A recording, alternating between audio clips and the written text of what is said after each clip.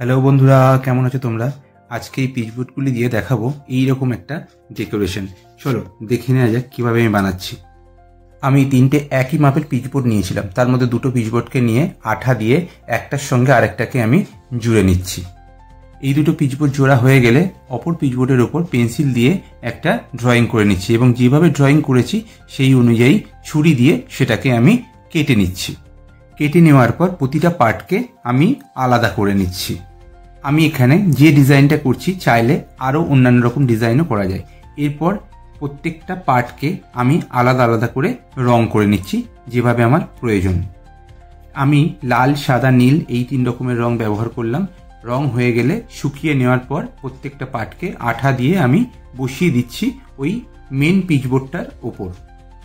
একটার পর একটা পিচবোর্ড বসিয়ে নিচ্ছি যেভাবে আমার এখানে সাজাতে হবে। প্রত্যেকটা পার্ট আঠা দিয়ে লাগানো হয়ে গেলে তুলি দিয়ে আমি ছোট্ট একটু অংশ রং করে দিচ্ছি।